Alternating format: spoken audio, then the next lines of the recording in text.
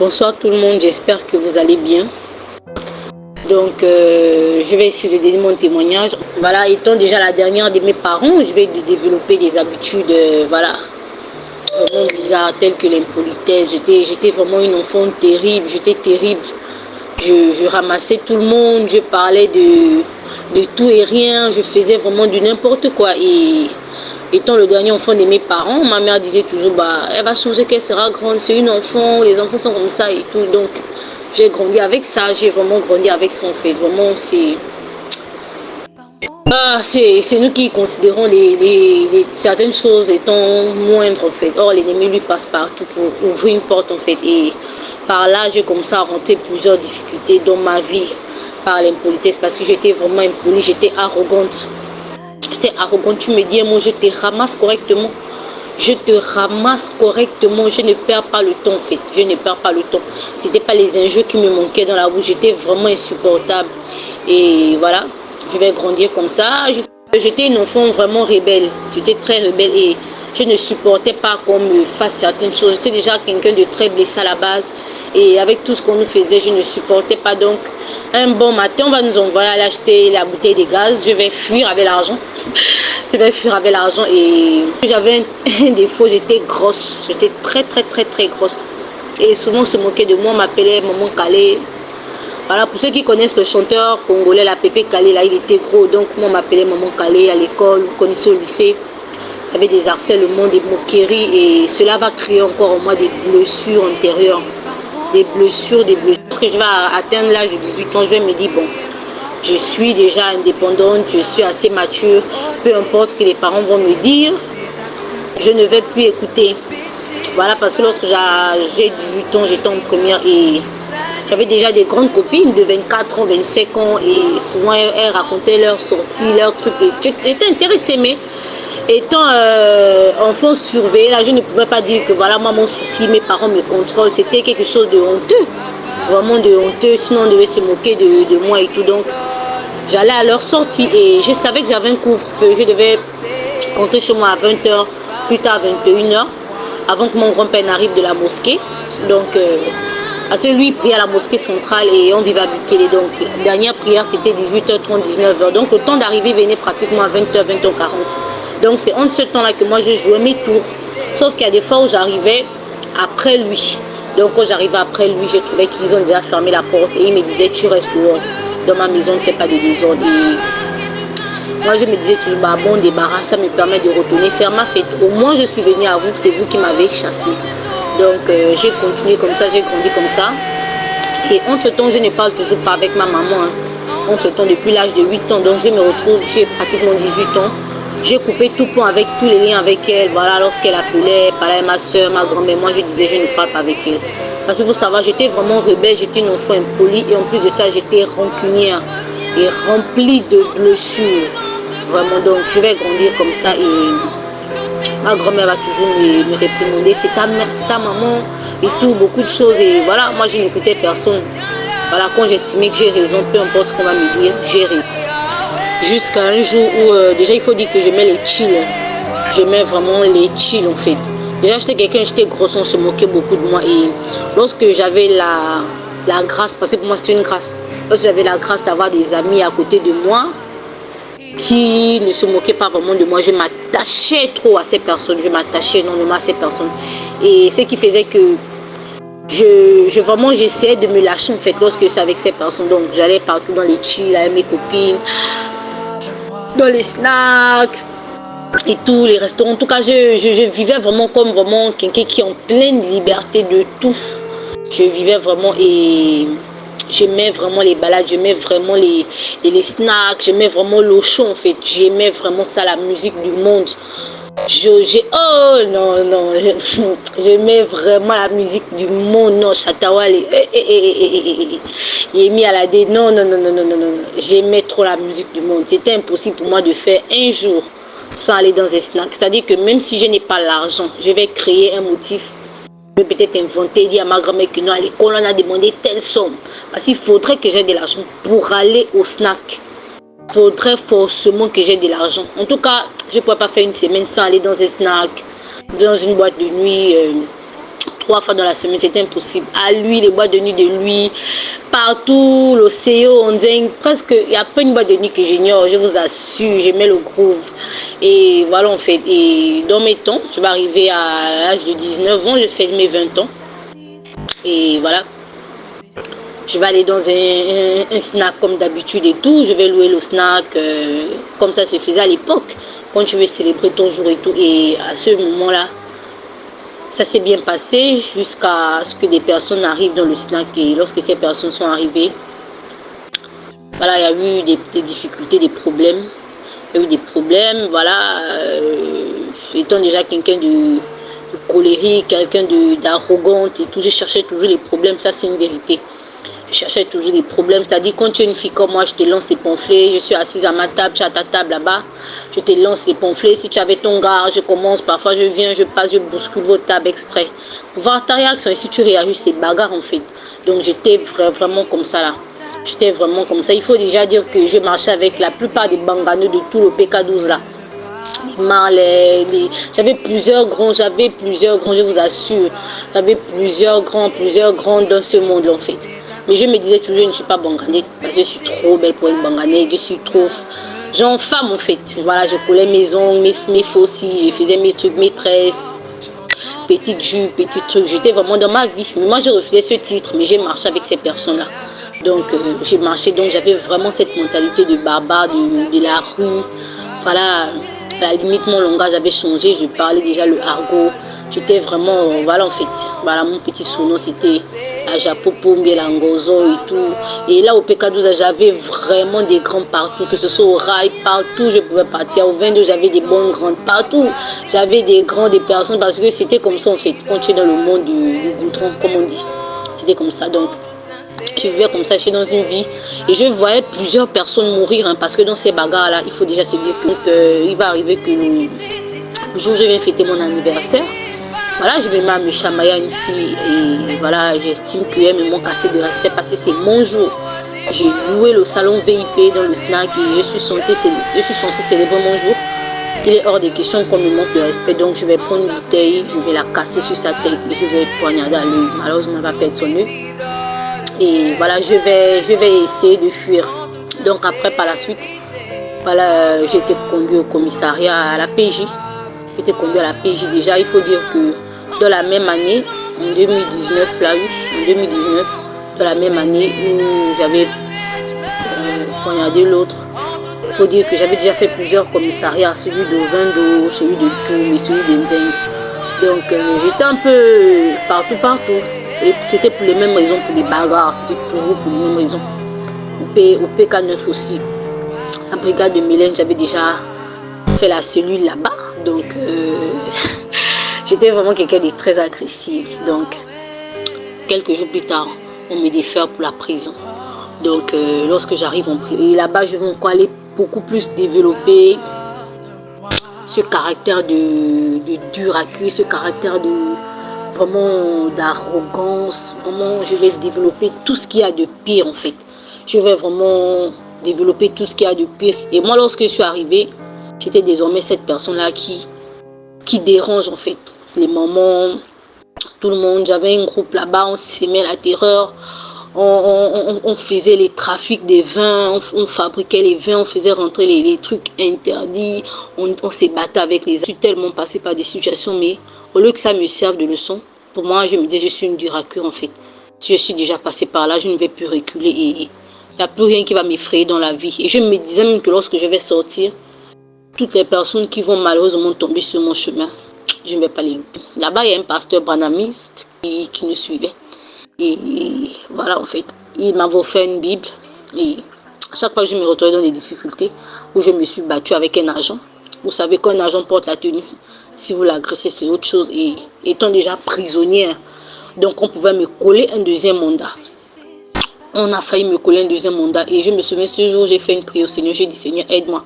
Si tu me sors de cette situation, je te sers pour des vrais. Parce que je n'ai même pas terminé mes 2 ans et demi de condamnation. Il faudrait qu'on ajoute encore. Donc, je vais vraiment faire cette prière, vraiment sincèrement. Et Dieu merci, le problème va passer. On va convoquer mes parents, ça passe. Et tout. Et je vais sortir du problème seulement avec une punition. On va me couper les cheveux. Voilà, pour moi, c'était rien en fait. Voilà, parce que j'étais déjà habituée à ça. Donc, voilà, par la suite, le Seigneur m'a vraiment fait grâce. Et la même année aussi, Dieu merci, j'ai passé l'examen. J'ai eu mon bac. Voilà, je bénis le Seigneur. Là-bas, j'ai eu mon bac là-bas. J'ai obtenu mon bac là-bas et tout. Et voilà, j'avais fait cette prière au Seigneur, comme je disais, si tu m'aides et tout, vraiment, si tu me fais sortir de toutes les difficultés que je vis, je vais te servir. Et lorsque j'ai eu le bac, je suis aussi sortie de ce problème-là qui me guettait d'avoir un deuxième mandat. Donc voilà, je vais commencer à faire le semblant, voilà, d'aller dans les réunions de prière qui se faisaient là-bas et tout. Mais comme j'avais déjà mon groupe, donc j'étais toujours attirée par les bêtises que mes personnes faisaient et tout, donc je vais retomber dans ces choses-là et tout, les bagarres, le dérangement, mettez les agents, faire entrer des produits illicites, des trucs comme ça. Et le jour de ma sortie, je me souviens, j'avais une maman là-bas qui était fervente chrétienne qui priait. Et à chaque fois, elle me disait, à chaque fois que je prie pour la détention, je vois toujours une main sur toi, je vois toujours une main sur toi, je vois toujours une main sur toi. Et moi, je disais toujours, ah, la vie, arrête, tu embêtes, tu déranges, arrête, tu embêtes, tu déranges. Arrête de m'embêter, vos histoires de God, là, voilà. C'est tout. Et à chaque fois, la maman me disait toujours, mais elle priait beaucoup pour moi, elle priait. Parce qu'elle disait, elle savait pourquoi elle voyait toujours cette main qui était sur moi et tout. Et le jour de ma sortie, la maman va se mettre à prophétiser sur moi. Et elle va me donner un passage. Voilà, comme je disais, il y avait un pasteur branhamiste qui venait là-bas et tout. Et il nous avait donné des Bibles. Donc, elle va me donner un passage dans le livre de Exode 24. Je m'en souviens toujours très bien. Et le passage disait en gros que voici, je t'envoie. J'envoie un ange devant toi où tu vas. Et si tu ne l'écoutes pas, tu mourras. Tu l'écoutes, tu réussiras dans tout ce que tu fais. En gros, c'est ce que ça dit. Donc, j'ai pris le passage quand même. Je me suis dit, bon, c'est la dernière fois que je l'écoute. Hein, donc, je vais quand même faire le semblant de noter le passage. Donc, j'ai noté sur ma Bible. Et voilà. J'ai noté sur ma Bible et je suis sortie. Le jour de ma libération, je suis sortie avec ça. Et je vais sortir. J'avais fait une promesse au Seigneur là-bas et je ne vais pas tenir cette promesse. Je ne vais pas tenir cette promesse. Je vais sortir, je vais recommencer dans le quartier à crier de gauche à droite. Voilà, je suis sortie. J'ai eu le bac là-bas, première du centre. Voilà. Vous pensez que vous m'avez envoyé en prison, machin et tout et tout. Alors que c'est même là-bas même que vous m'avez emmené à les conscientiser et tout, machin. Voilà, je parlais vraiment, je lançais des pamphlets et ça arrivait aux oreilles de la personne à qui j'avais fait du tort. Et c'est comme ça que je suis sortie le 31 août 2021. Voilà, parce que j'étais rentrée en 2019, j'ai fait 2 ans et demi là-bas. Donc, je suis sortie le 31 août 2021. Et au mois de octobre, bam, je reçois un fusil nocturne. Donc, une fois je sors, je reviens de mes sorties, je suis bien allée me reposer, bien dormir. Et le lendemain, je vais vouloir me lever, je n'arrive plus à me lever. Je vais vouloir me lever, je n'arrive plus à me lever. Mais bien avant, pendant la nuit, j'avais une lutte comme dans mon esprit en fait. Et j'ai senti quelque chose dans mon esprit. J'avais une lutte et j'ai eu subitement une fièvre. Sur place, je me suis dit peut-être j'ai été empoisonnée. Parce que ce qui se passait en moi, c'était vraiment bizarre. Et le matin, quand je vais vouloir me lever, la première chose, je vais me mettre debout. Mes pieds se balancent en fait, mes pieds ne tiennent plus. Je vais comme ça crier le nom de ma grand-mère, crier dans la chambre, je vais crier, elle va venir me soulever, elle va appeler les laveurs qui sont à la maison, ils vont me soulever. Alors on va aller à l'hôpital, on part à l'hôpital et là-bas on examine, on prend mon sang. Et ils vont constater que mon sang était devenu noir. En une nuit, mon sang était devenu noir et j'ai fait quelques jours là-bas et au fur et à mesure mon cœur tirait. C'est déjà même ce qui me faisait peur. Parce que je me disais encore, ah, si je ne marche plus, c'est pas grave. Même si on m'ampute des pieds. J'avais vraiment un raisonnement vraiment. Je me suis dit, même si on m'ampute des pieds, ce n'est pas grave, je peux marcher en chaise roulante, voilà. Mais j'ai commencé à vraiment avoir peur lorsque mon cœur tirait. C'est-à-dire, mon cœur tirait. C'est comme si quelqu'un t'arrachait le cœur et ça tirait, ça faisait mal. Pendant 2 jours comme ça, et le 3e jour, le cœur battait maintenant lentement et je m'étouffais déjà. Et là, j'ai senti que c'était dangereux. Et le médecin nous avait dit, bah là, nous, on ne peut pas soigner ton cas. On a fait des examens. Tu n'as rien, on t'a mis sur perfusion, on essaie de te donner des médicaments. Rien ne va. Ton sang est noir. Souvent, le sang des personnes qu'on voit qui est noir, c'est des cadavres, en fait. On ne comprend pas comment ton sang est noir. Et vraiment, voilà, on vous conseille d'aller chez les praticiens, si sera mieux. Si c'est une cause mystique, comment vous pourrez régler ça là-bas? Donc, on nous a emmenés et tout. Et arrivé là-bas, on m'a consulté, la femme m'a parlé beaucoup de choses qui étaient bien vraies. Vous savez, c'est le monde des esprits et ils voient. Sauf que le diable, quand il te donne un morceau de pain, après il te réclame une boulangerie, comme je dis souvent. Donc, et là-bas, le marabout m'a clairement dit que tu risques de mourir clairement. Tu risques de mourir. Si tu as vraiment trop de chance, peut-être tu seras folle. Et voilà, il parlait par rapport à mon cœur, que voilà, ton cœur a été tiré en fait dans le monde des esprits. Donc, il va vraiment me dire que voilà, tu ressentais ça pendant 2 ou 3 jours comme ça. Voilà, en tout cas, il va m'expliquer dans les détails. Il va me dire, tu risques de mourir et je vais accepter ma condition parce que je voyais déjà mon état. Je voyais mon état, j'étais devenue pâle, j'avais maigri pendant combien de jours. Et il va me dire, voilà, on va t'envoyer dans le monde des esprits. Et là-bas, si tu as la chance, ce sont les esprits qui doivent te guérir. Donc, si ton esprit supporte tout ce qu'il va voir là-bas, tu reviendras. Mon cas contraire, peut-être tu mourras. Et il avait prévenu mes parents. Et si un malheur arrive, il ne faudrait pas que mes parents fassent du bruit, qu'ils portent plainte, voilà, et tout, que c'est celui qui m'a... Lorsque j'ai entendu ces paroles, je me suis dit, bah, à l'hôpital, on m'a chassé. Et si c'est la même chose, et moi, je vois mon état, je sais qu'ils sont en train de mourir. Voilà, je ne respire presque plus, mon cœur ne bat presque plus. Je ne sais pas qui peut vivre avec un cœur qui ne bat plus. Ce n'est que du miracle. Et je savais qu'il est dans les jours qui suivaient. Parce que le marabout, déjà ce qu'il faut procéder, c'est qu'il m'avait dit que le 15 décembre ne devait pas me trouver en fait. Le 15 décembre ne devait pas me trouver. Je ne vais jamais oublier cette date. Il m'a dit le 15 décembre ne va pas te trouver. Et on était au moins au 23,